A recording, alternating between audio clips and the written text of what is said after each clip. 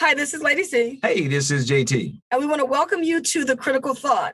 Now, the upcoming interview with Keith Underwood is interesting because he just found us on Facebook. We want to welcome you to the program. Thank you. Hi guys. Hi. Thank you for coming on. And what we would like you to do, first off, before we get started with anything, can you just tell our listening audience how you found us online? You're listening to The Critical Thought, where we challenge our listeners to use critical thinking when examining the teachings of Jehovah's Witnesses. I was, y'all remember that song from the old songbook, Life Without End at Last? For whatever reason, I was like, I wonder if I could find JW old lyrics online. Don't ask me why. I'm not about it like that. I just wanted to hear that song or see that song, okay? For whatever reason, I put in JW lyrics, and Exjw, critical thinker, came up, and I'm like, I consider myself a bit of a critical thinker. And just randomly enough, I had a recent talk with my still remaining Jehovah's Witness family where they said I was a critical thinker. So I thought this might fix. So I clicked on it and went from the page to the YouTube and started watching videos. I watched the second video. Next thing you know, I'm binging videos, and I just had to reach out. Wow, now that is interesting. So you were looking for some song, the lyrics to a song, Life Without End at Last? I'm sure everybody got a favorite, but like, I don't know if it's the doo-wop or whatever, or the nice painted image of whatever. I was like, I can see it right now. I think I can see it. But anyway, it led me to a better place. Oh my God. Now see. That's funny. And you said that you had not ever searched for Jehovah's Witnesses online after, to this point? I mean, like growing up, it was jw.org or nothing. And I'm long since past looking at some jw.org. So like, other than that, JW didn't hit my keyboard, Okay. Wow. What was your reaction when you found our channel and everything and you started watching our videos? What kind of reaction did you have based on the kind of information you were receiving from our channel? All right. So first and foremost, I'm a mixed kid. My dad's Black, my mom's white. You guys remind we should have talked about this beforehand. You guys remind me of a family I got. Like it's the vibes, energy. I could feel the old school coming off. Okay, like I could feel it, and it was home. So I'm seeing Lady C doing her thing. I see JT doing this thing. I'm seeing the suits and stuff like that. I'm like, all right, listen to what they have to say. I click on the videos, and some of the videos that stand out in my head is I listened to the one with Fifth. I listened to the one with she's a performing arts dancer, and that's kind of the world I find myself in right now is festivals and music and arts and whatnot. On my side job, primarily I do work for the power company, keeping the trees back from the power lines, making sure the power stays on light still. As I'm going through the videos and I'm listening to the different people's life experiences, I am finding myself emotionally between this place of nostalgia, and I don't mean a happy one, but like this reminiscing over like, oh my gosh, because the only people I've ever really been able to talk to about this are my siblings. I have a lot of friends that appreciate and understand that I had a different upbringing, but there's very few, and the way we were brought up in this thing, it's almost impossible. It's like a mental block to connect with other ex-witnesses, especially on that as the topic. With that being the case, watching these videos, just like I said, I happy, I'm crying. I'm literally like just listening to these people pour their hearts and put their stories on the line, and it moved me. And I just had to reach out. Wow. That's amazing. It's an emotional roller coaster because you start thinking about your own life as you hear people tell stories and you're saying to yourself, I don't even know these people. I've never seen these people. And yet one of the most intimate and one of the most painful aspect of a person's life, somebody's telling the story just like you went through. And so you're thinking to yourself, this is something else. I mean, how does this person know exactly what I'm thinking and what I'm going through? And of course, like we always tell people, we all fed from the same trough, and so. They all ate that slop. Right. Well, Keith, let me ask you a question, man. How for you, how did it begin? What did you consider yourself along your journey? What was it like? Share with us what it was like. Well, I was born into the Witnesses, fourth generation. It was basically my whole life. My family growing up, we weren't very active, but then we get into a part where we were more active growing up. That's kind of when a lot of the drama kind of started. But for the most part, I grew up in it. I wasn't always the best kid. I wasn't the best shining example, but I did my best to kind of be the best witness I could be. Wow, that's a story that we hear so many times. People trying to do their best in this organization, and we know how it works. You got to run faster, and all that kind of good stuff. But from your family, man, as you look at your family, what type of witness family would you describe it? Was it very active, or what they would call a pillar in the congregation, or were you? What was it like? I gotta say, most of my upbringing, my family was inactive. Growing up, even though like we weren't allowed to like stay the night over at like quote unquote really kids' houses, we couldn't go to birthday parties and stuff like this. We couldn't really participate in school. I was in choir. I had to drop out of choir because they sang Christmas songs. But right around high school, 9th, 10th grade, because of an abuse incident with my family, we ended up moving out of town. And that's when things got more intense. My family went from being inactive to thinking they could fix all their problems by adopting a strict Jehovah Witness regimen, which was not the answer to the problem. Yeah, that we know that when the elders come visit, they always tell you if you want to fix your problems, do more meetings, more field service, and that's, as you mentioned, is not oftentimes anything related. Especially when you mentioned that there was some abuse in the family. Was the abuse addressed by the family or by the congregation that you could remember? Well, okay, so not to go too deep into it, but the abuse can take many forms. Primarily, the abuse me and my family dealt with would have been the physical, and I mean, just I would say mental, but more like defaming or down putting abuse from my father. He was pretty rough guy to get along with. But also there was sexual abuse in my family. Unfortunately, me and my brother were both victims of sexual abuse by an uncle. And without going too deep into it, when the abuse happened, we were all underage. I was around this age of 6 or 7. But when it came out into the family, the uncle was already over the age of 18. And because of the organizational structure of the Witnesses, and of course not to bring any shame to Jehovah, these issues could not be addressed in any kind of way that true healing or true recompense could be paid. Yeah, that's that. As we often say, the brand becomes more important than the individual, and so many individuals like yourself and others, they have to be the sacrificial lamb for the organization itself many times. Well, if I can just add one thing, it was just kind of weird growing up because you had these glaring examples of, you had all these talks of what should be and how we're supposed to carry ourselves. But in the congregation, in my family, there was these glaring examples of what actually was. And then to see how the congregation reacted, like I'll just put like this. Everybody says that they believe they're in a congregation of good people and all that stuff. But what kind of good people know that there's kids are they're getting beat?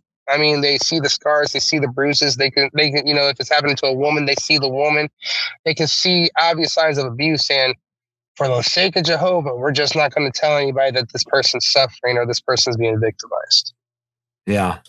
Yeah, that's a very good point. That little spare the rod I remember growing up, the second school was, you heard the kids crying, and I remember that, and nobody saying it. In fact, most witnesses praised the people who took their kids back there. If someone had a Bible study, the Bible study took their little child back there.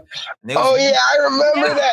Oh, bro, You'd have little sisters like, girl, you like this little big kid be coming back, and the more snotty they were, the more embarrassed the little kid was, the better accolades the parents got. I mean, they did. I gotta understand kids like that. I remember one young lady was talking about how she couldn't even halfway breathe during the meeting, or she was going to get a pinch, and it was terrible how they did. Heaven forbid you fell asleep. Heaven forbid you fell asleep. Don't fall asleep. I'll tell you what. During the meeting break, while everybody else is singing, I'm gonna have you singing in that bathroom. You know what I mean? So like, it was like that. Yeah. It was like that. And see, that's the kind of stuff that we just can't emphasize this enough. See, that's the kind of stuff that is part of the culture. That's not in no magazine. That's not going to be on no talk in no school, in no assembly. But that is part of the culture. And so other parents see these people, how they handle their children. They just learn, well, this is what you're supposed to do. Because like you said, everybody gets a pat on the back for how they treated their child in the second school. So it becomes part of the culture. It's acceptable. And the culture itself is abusive, because when you think about it, think about how they have these children out through the week at the meetings, and it's late at night, and these kids got to go to school the next day. And so we had a lady emailed us. I remember that for Memorial. Yeah. I'm so sorry, but Memorial was the worst. Bro, you get home at like 12, 1 o'clock in the morning. I got to be up at school for like 7, man. Come on. And I didn't get to eat nothing. I didn't get no bread, no emblems. Come on, man. But I thought it was really interesting, because there was an active Jehovah's Witness about 4 years ago or so that actually wrote us an email and said, can you do a video and talk about how bad it is that the Watchtower would make these kids stay out late for meetings? And she was actually a witness, but she just felt like it should be addressed. It's almost like, well, I don't want to leave this religion, but somebody needs to tell these brothers that these kids don't need to be out late, for meetings. I'm like saying, you need to just get up out of there. Yeah. It's bad. I mean, I guess you fight the battle that's right in front of you. I guess if that's your only battle, you ain't doing too bad. Keep your kids home, honey. You already know the answer to that question. Yeah, so. It's amazing. Yeah, and this is just part of the Jehovah's Witness culture that it just it permeates congregations all around the world, and that's what makes it so unique. This is not typically just something that happened in one person's area. When you talk to witnesses around the world, this is part of the worldwide culture of this religion. There's no question about that. Right. If I may, one thing that I know, like just quickly, that growing up a witness kid, you were seen, you were not heard. And like you were saying, as a witness kid, you're held to the standard where you are expected to be an honorable model student, straight A student. You are supposed to be offered the honorships and the scholarships and whatnot. And you are supposed to turn them down in order to serve Jehovah, because you just wasted all them years for nothing, because you ain't about to do nothing with all that education, all that intelligence. Yeah, that is true. That is so true. I mean, it is. Yeah, that's pretty bad. Pretty bad. I mean, It is what it is. Keith, could you share with the audience an incident that happened that really just gave you literally a cold slap in the face about how this organization actually operates? All right. Best thing is being a witness teen, or teen witness. I had some turmoil in my life, and it led me to a point where eventually, trying to get a fresh start, I ended up moving in with my grandmother, and to get a fresh congregation, a place where nobody knew me. But I had family there, and one of my family members there was an elder in the congregation. So in moving in with my grandmother, my father and my uncle and I met, and we went over all my past sins. In a way, we kind of had our own little elders meeting, and I know my uncle went and told the other elders because I was set up with a study with an elder. I went through the whole process of trying to be the best. Like, I mean, you guys, I was doing it. I was going out of service. I was trying to do my best to get studies. I was an unbaptized publisher. I'm doing that whole thing, right? I'm doing this for, it's somewhere between 8 months and a year. And I'm doing the thing. I'm working my little job up at the mall. one Thursday we go into the meeting, and I remember walking in. I'm happy as heck, but I'm noticing I'm getting this weird off kind of energy from my family. Like I'm just like I'm like, hey, what's up, guys? And they're, you know what I'm saying, what did I drop? I'm like, okay, Well, my study, the elder brother D, I just you know who I'm talking about. He taps me on my shoulder. He said, hey, I need to talk to you in the bathroom real quick. All right, he puts me in the bathroom, and he explains to me how from my old congregation, there was a letter that had just somehow at some point was received, I'm gonna guess within the last week or so. And the contents of the letter, the brothers have no choice but to read me off of the platform. And I didn't quite understand what was going on. And I was read off, and I stayed at the congregation that day long enough to be read off because of this letter that I wasn't allowed to know the contents of the letter. I was so kind of broke down that, like, crying, I asked my grandmother at the, the meeting break, because, they like to make this announcement right before or after they sing a song. So before everybody got staring at me too hard, I asked my grandmother if she could leave, and she actually gave me a little adversity, and she let me leave, and we went home. But it crushed me because I didn't know what could have possibly been in that letter, what these brothers could have possibly told these new elders, my old congregation could have possibly told the new congregation that I didn't tell them. All the embarrassing stuff I had going on, all the stupid stuff that a young teenage person does. I didn't leave anything out. Even the embarrassing details, as a lot of us know that we've had to share in those back rooms. And I come to realize that this actually went back to when they asked me to get baptized when I was 16. And at that time, I kind of let them know that I was questioning the faith. I was questioning the organization. And that's why I got introduced to a letter of introduction. Yeah, Oh my goodness. Yeah, I'm not laughing. I'm just laughing because I know exactly. You know. I was a secretary in the congregation, and sometimes it takes months and months and months for the other congregation to send the letter. And I feel like it might be a little bit again. Get comfy. Oh, you feeling good over there? Hold on. Let me show you a trick. Let me show you a trick. Yeah, that's crazy. Actually, what you're saying is true. It is oftentimes a setup letter. In fact, it's gotten so bad over the years that the society has actually had to come out and tell elders, don't do this. They would let brothers who were ministerial servants, pioneers, elders move to a whole new congregation, thinking that they're going to get appointed. And then when the brothers leave, they write the letter up. He ain't no good as an elder. I wouldn't use him for nothing. And then they send the letter off. And so the brother's sitting in his new hall. He's thinking pretty soon I'll be conducting the watchtower or handling the school or this and that. And then the letter next comes thing in. you know, you can't even go in service. You can't even do parking lot duty, man. You can't even do parking lot duty. That's crazy. And so that's just how bad it is. And so this letter of introduction, many people don't know about this, or they're not familiar with it. And if they are, they will not know what the contents are. Right. And that is the big thing. And like you said, people start. I give you just a perfect example. And I've seen this happen. You may have a sister moves into a congregation. She's friendly, she's vivacious, she's friendly with everybody. Good evening, brothers and sisters. And everybody sees in the hall, and they're falling in love with her in this Kingdom Hall.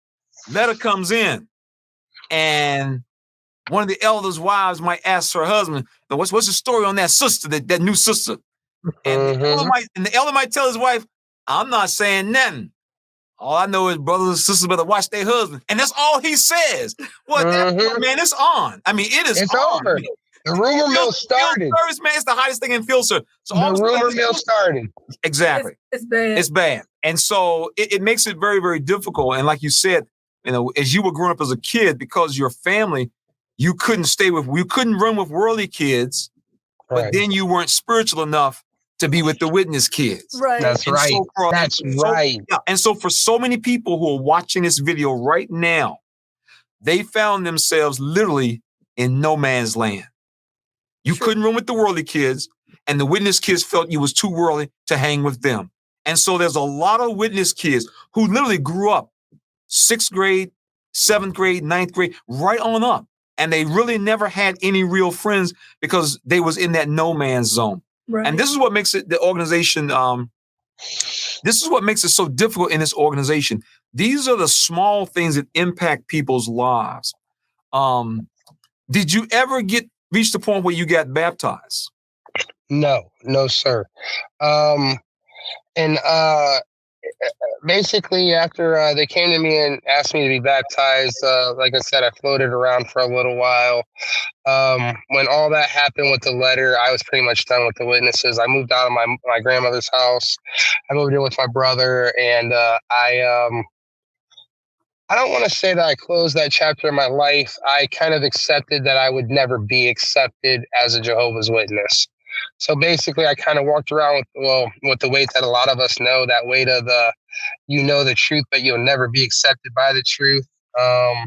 One of those kind of things. So you kind of walk around with this for a long time. And for a long time I did. And I went looking at, you guys know what it is. Like if you ever tried to do this, being an ex-witness, I looked at different churches, but of course the witnesses put that on me where I couldn't believe anything that they were saying. And I was nitpicking everything they had going on. So I couldn't do the church thing. But actually, I tell you what, I started getting a lot of solace. I started getting a lot of peace with just the whole thing, because there were so many glaring issues I kind of perceived from the witnesses. I kind of accepted that it wasn't the truth as far as I see it, as far as I understood it. But it wasn't until I actually turned 36. I mean, a little shortly after I turned 36, so I'm just now 36. Now, mind you, I was away from the witnesses completely, lock, stock, and barrel since I was 18. 19 when I moved out of my grandmother's house. We'll say 19 to play it safe, but regardless. I hadn't thought about a Jehovah's Witness nothing in years. One day, I just per chance looked up I was looking up the lyrics to Life Without End at Last. I don't know why this song popped up on my head. I ended up coming across in my Google search Exjw Critical Thinker. And for whatever reason, Critical Thinker jumped out at me because a couple weeks before that, I was having a moment where I just really wanted to reach out to my family. And I reached out to my mother, my grandmother, and my father, who are still active members of the witnesses. And I talked to them. And one of the questions that came up was, Keith, will you ever come back to the hall?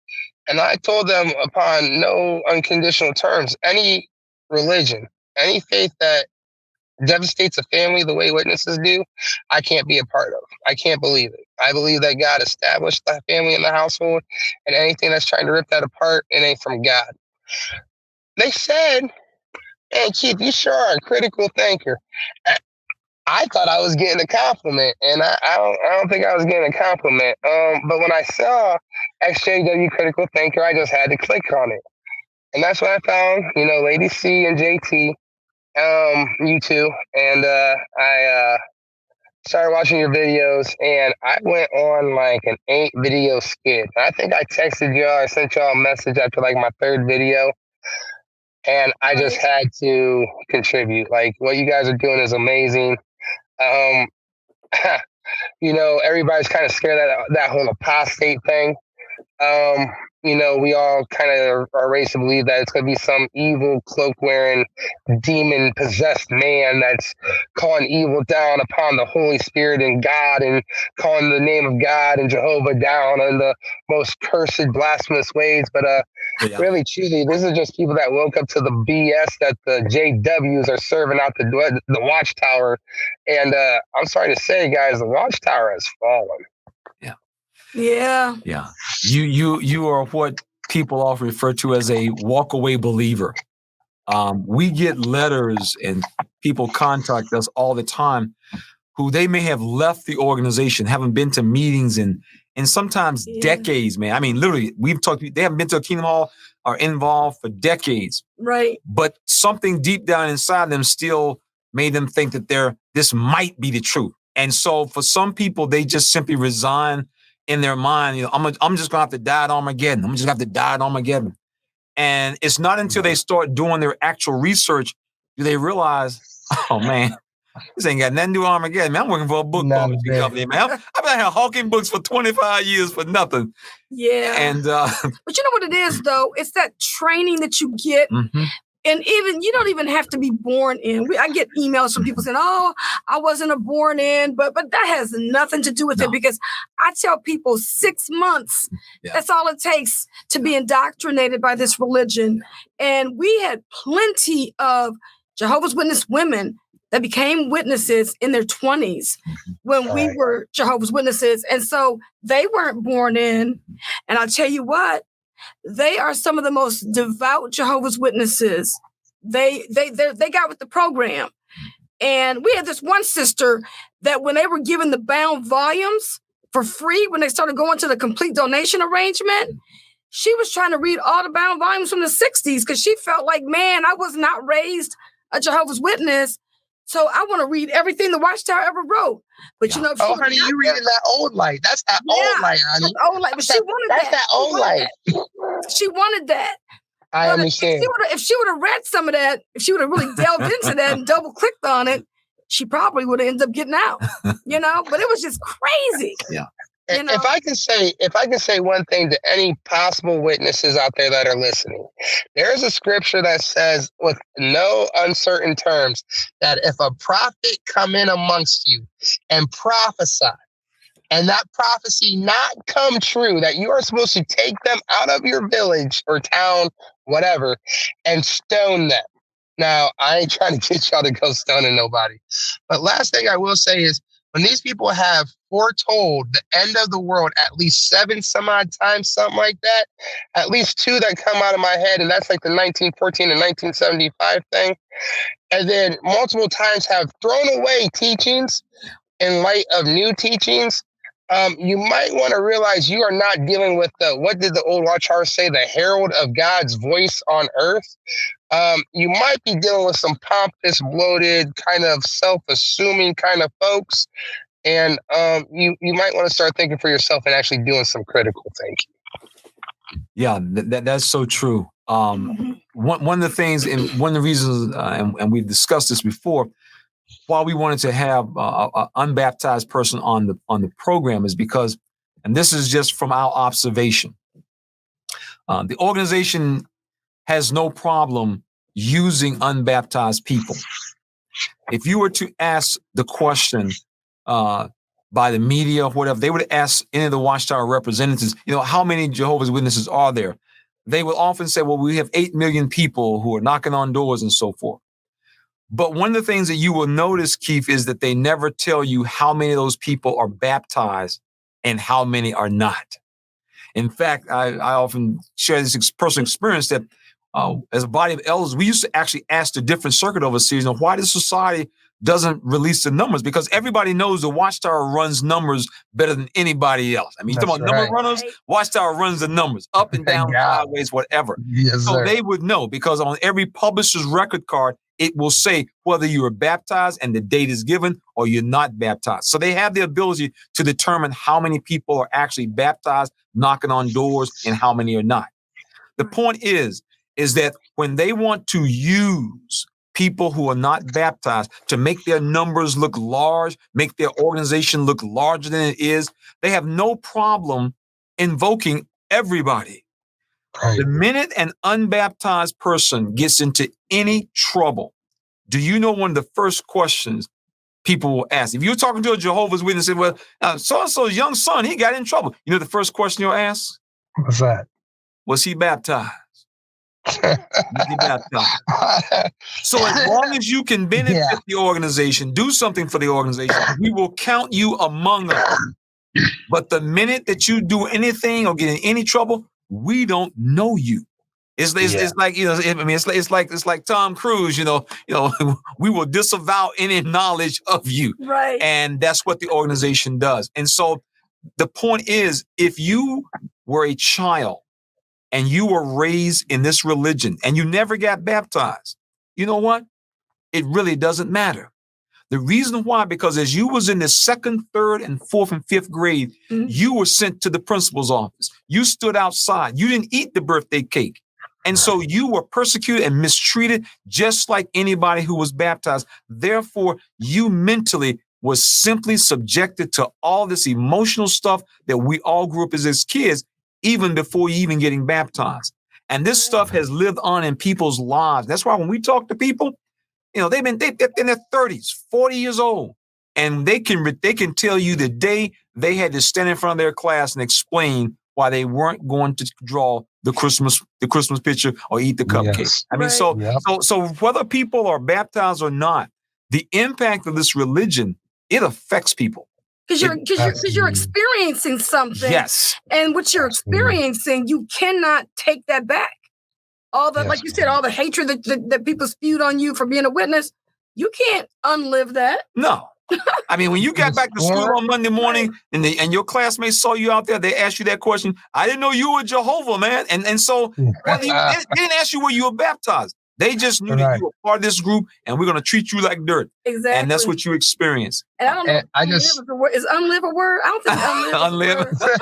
I'm going to say something about Lady C said unlive. Unlive being one of Jehovah's Witnesses. All right, I don't coin a new phrase here, a new word.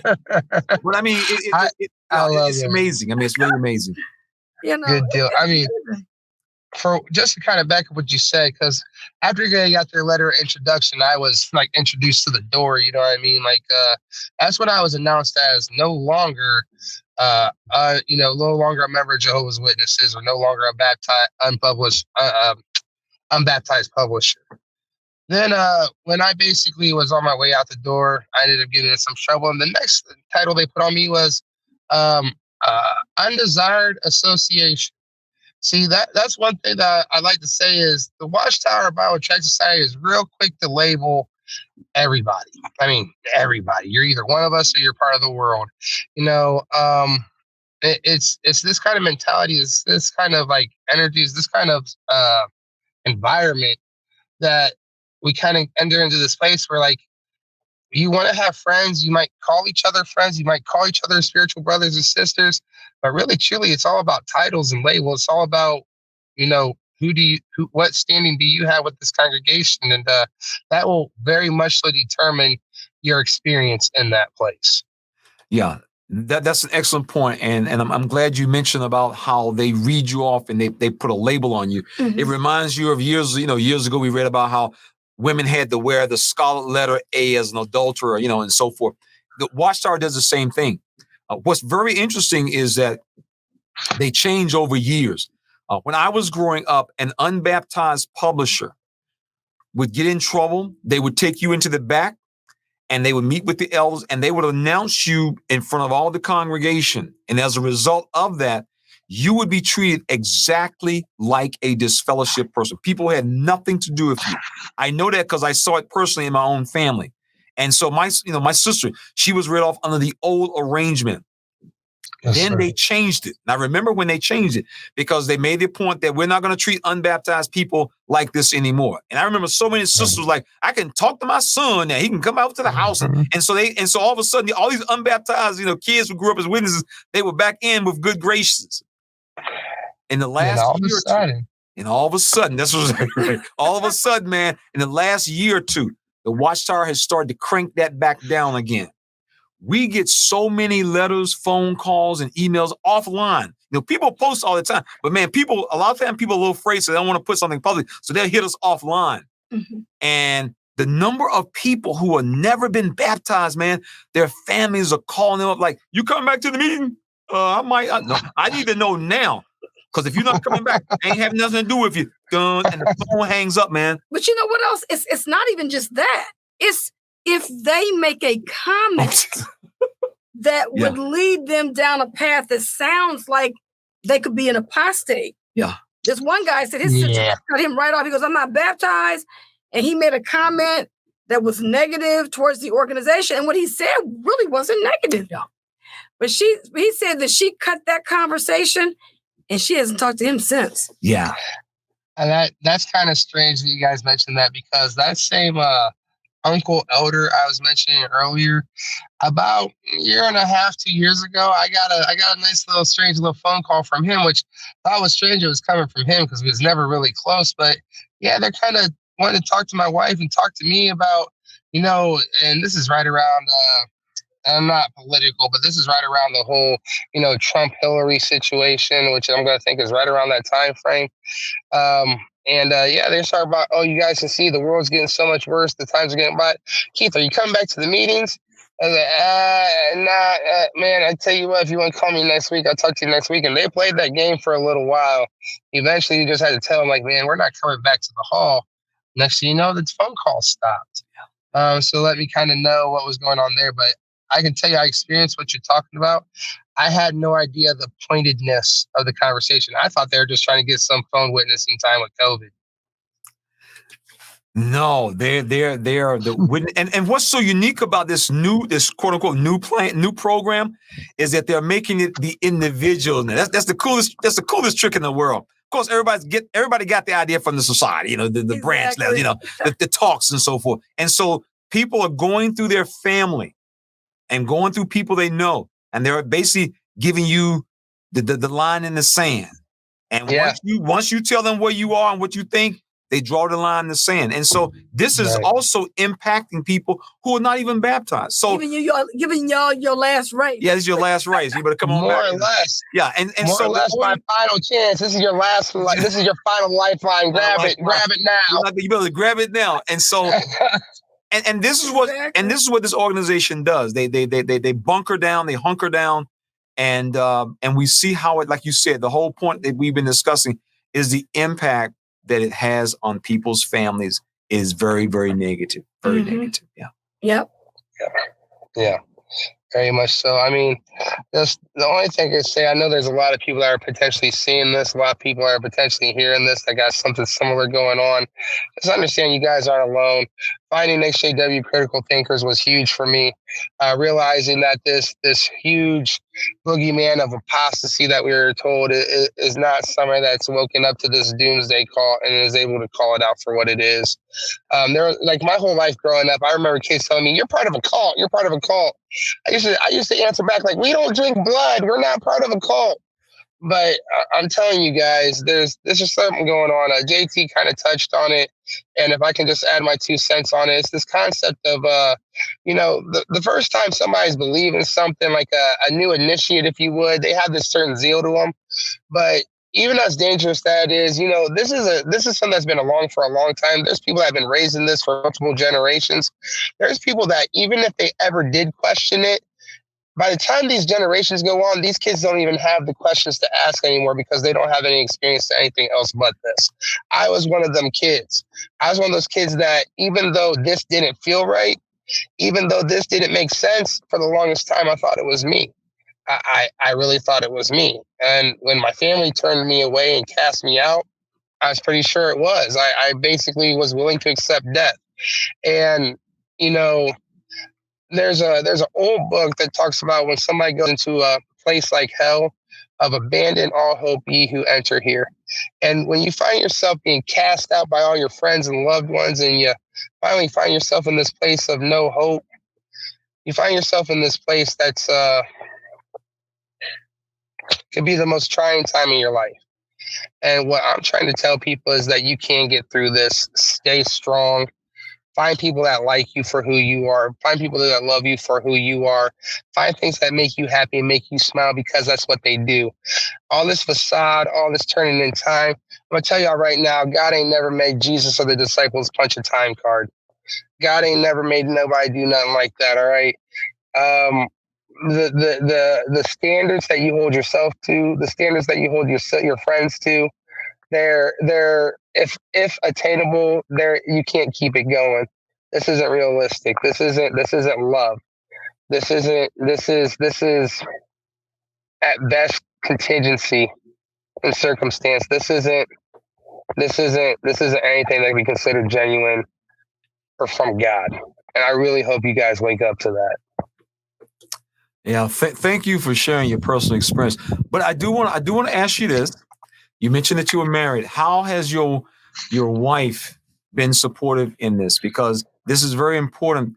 We often do shows, and we oftentimes include the spouse, the wife or the husband, who may not be familiar with Jehovah's Witnesses or know much about them, and then they marry one or they're dating one, and their eyes are open to a world about witnesses that they have never seen. So if you don't mind, could you just share a couple of little nuggets for us about your wife? Well, if you don't mind, I'll put it like this. Right now, my wife has she went to the Kingdom Hall for like a memorial when she was with me when I first came. Like I was telling her about, I'm like, man, this stuff is crazy, and she's like, oh, I want to see it. So we thought, no better time to go to a memorial, and she watched the process of the emblems being passed. And she was like going to take some. And my mom was like, no, stop. And she was like, what are you? And then she noticed, she's like, wait, y'all are just passing this? What's going on? And it was the craziest, most bizarre thing to her. Now, I'm not going into like beliefs or faith and why people do different things. Yeah. But like, it was just wholly bizarre to her that there's these chosen ones. And how do they know they're chosen? Well, they just know. She's like, what are you talking about? So, yeah, it was a little bit of a culture shock for her. I mean, it's a little weird. It's a little weird. Yeah, it's as I said, it's like sticker shock. Yeah, straight up. And so at that point, she didn't want to have nothing to do with the witnesses? Oh, not a bit. Like, not a bit. She wasn't interested in that stuff at all. My mom tried to get her to study. She wasn't about that. She was about that. She was like, y'all crazy, man. Y'all crazy. She was just like, oh, honey, I'm way too busy to do something like that right now. She just told me, she's like, I didn't have the heart to tell your mom. I thought she was crazy. Mind you, my mom not being active in that stuff now. We've been able to have these conversations and kind of like talk to mom and her be like, I can't believe I did that. Like, it's one of those things, and that's another thing I will tell anybody that's going through this. You're going to have this moment of like kind of self-shame. Go ahead and get through that. Like, it's going to be okay. We all were through this. It's like telling everybody, something like you honestly believed it. Have a little pity of yourself. Be nice to yourself. You're going to be a little embarrassed. You might be a little ashamed, but it's okay. Welcome to the real world. We're all here to welcome you with open arms. Just wake up. Yeah. You said you hit a nerve just now. Do you know how embarrassed I was when we first left this? We all are. Oh, we all are. We all experience that. I didn't want nobody knowing nothing about me being a witness. I was like, oh, don't tell nobody. It was almost like taboo. Just talking. It's like knock remorse. It's knock remorse. It's Saturday morning knock remorse. You cannot stand that there was a point in your life where not only were you peddling this stuff for free, giving away your free weekends, you actually were so, let's just say, righteously inspired that you was doing this on Saturday mornings when everybody else was trying to relax, when you could have been relaxing, peddling this garbage that one day you wake up and realize this is even worth the paper it's printed on. Yeah. Right. Oh man, that is so true. Yeah, that's amazing. Yeah, you like and that's a good point. You go to that phase, you'll be embarrassed. But tell people. We often encourage people to try to reach out to their family who are not witnesses. Mm-hmm. Oh yes, for sure. Reach out to their family who are not witnesses. For sure. Explain to them, I understand this religion better than I never understood, as I've never understood before, and that's why I had to leave. And you will find, and this has just been the experience of ourselves and talking to other people, that generally speaking, non-witness family, they will welcome you with open arms. It will not be like being disfellowship and coming back to the congregation where you got to sit in the back and all this kind of stuff in order to be accepted. And then all this kind of stuff. The family, what we found is the family treats you just like the prodigal son. Yes. The prodigal son came back. They didn't put him on restrictions where you can't comment right now and you can't get no talks right now. They just welcome him back. Son, glad you're back. Boy, come on in the house and have a sit down. Yeah, have a seat. And that's what you will find from non-witness family when you let them know I had to get out. I mean, I have an aunt, man. They told us, they said, we feel sorry for y'all. We see y'all. I think that's the point right there. Yeah. I think that's that point right there that we feel sorry for you. We all have seen it. We're like, okay, no matter what, typically you're going to have, even if you're a witness, if you have non-witness family, you're going to be around these people enough to a point where they're going to know you. They're going to see you. They're going to see what you're coming up in. I can honestly say that I absolutely know that I have members in my family that felt bad for us. Unfortunately, because the way my parents did when I was in high school, how hardcore they went with the Jehovah Witness thing, it did ostracize a lot of us from family. And with Facebook and internet now, it's a lot easier to get in touch with them. I'm going to tell you, honestly, those deep, close relationships that you're able to develop growing up, you're going to have to really work hard on that as an adult. And then I'm talking about from my own personal experience. Yeah, this family is there. They're willing to accept you, but it's going to be kind of from this point, like, of trying to get to know you. You know, they know your situation. They're going to be more compassionate and empathetic about what you had to deal with and where you are now with your healing and you're coming back into the real world. But me personally, I still find myself a little bit, it's hard to find that common ground sometimes to talk to people. And that's why, honestly, I like the XJW community. I got my siblings, I got my family, but the XJW community, so people that have these similar situations and these similar experiences, we have this vast common ground in which we're able to kind of work these things out together. Yeah. Yeah, I agree. Yeah, absolutely. And that's the biggest challenge any formal witness will face. And this, like I said, this is just what our personal observation. We left 20 years ago and we decided to reach back and try to help other people. Absolutely. But one of the biggest challenge, and this including myself and my wife, even to this very day, the biggest challenge is trying to build friendships and new relationships. The point you made was, and it's very valid, the time in our life when most people are building these long-term relationships, they're typically in elementary school, high school, college, and on your job when you start working in the workforce. Those formidable years. Those formidable years. Formidable years. And what happens? Sorry, thank you. Yeah. You pointed another word over here. Yeah, I'm sorry. My I was off. You got it. Okay. No, but yeah, these these years that are like for our foundation. Yeah. When we're laying the foundation of our life and we're building the foundation of our life. Yeah. A lot of us were cut off right there at the knees, at the ankles even. And we have to accept this. We have to face this. We have to accept this, and we got to learn how to adapt with it. Your life is not over. You may have been given somewhat of a handicap, but you cannot wallow in that mud of like, oh, woe is me, woe is me. You can't do that. Honestly, that's exactly where they want you to be, because that lets you that'll bring you back in. If you stay in the woe is me, that I have nothing without them, that'll either draw you back in or you'll be in a place of the deepest depression that I think a person can enter into. You have to realize that was all garbage. You have to realize that was all facade, and you're worth it. You're worth it. You as you are.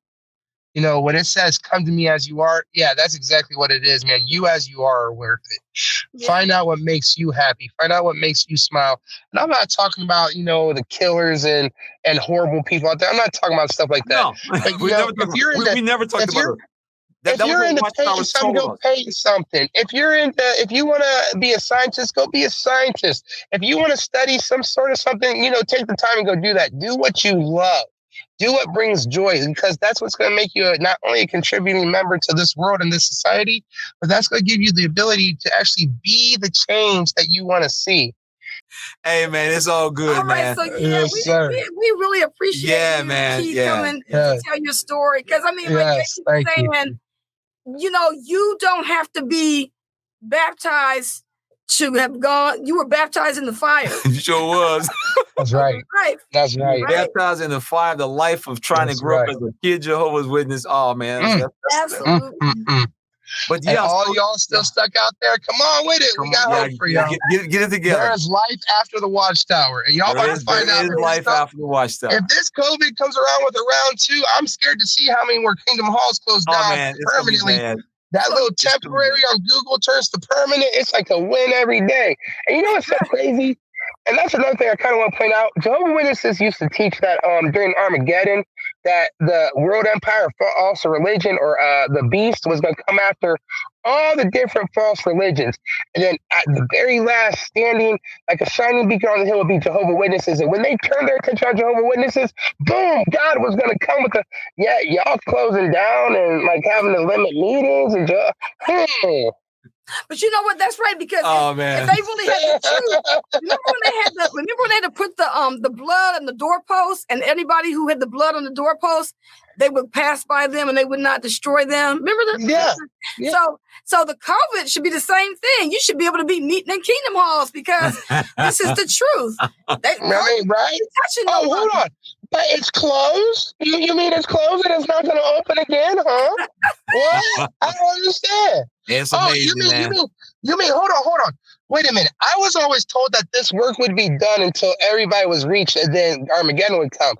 Y'all laying off publishers and Bethelites and stuff? Yeah. That don't make no sense. So the work's almost done? Almost done.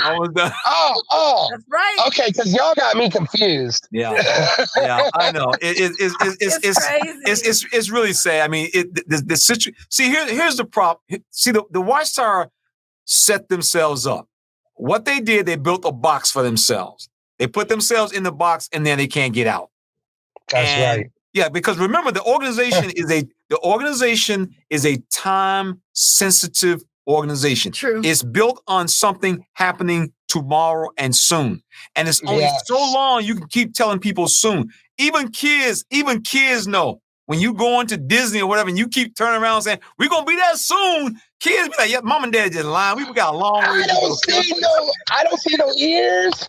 I've been looking up this road for a long time. You know, I was 5 years old talking about how we were in the grungy part of the toenail of the statue. Y'all remember that? Y'all, bro, I've been hearing that story. I remember they were like, this might be the last memorial. 17 memorials ago. Later, right? I know. My! Like, and it says, don't go on being what's the word? Annoying. Like, you is annoying the out of me. Like, real bad. Right. Real bad. We've all been there though. Like, we've all experienced this. Well, yeah. So anyway, we want to thank you so much for coming out on the program, and we hope that people got a chance to understand that they're not alone in this struggle when it comes to waking up to the truth about this religion. Yes, ma'am. So this has been Lady C. This has been JT. And we'll see y'all on the next podcast. All right. Take care. Thanks, Keith. Peace out, guys. Thanks. This program was sponsored by Critical Thinkers.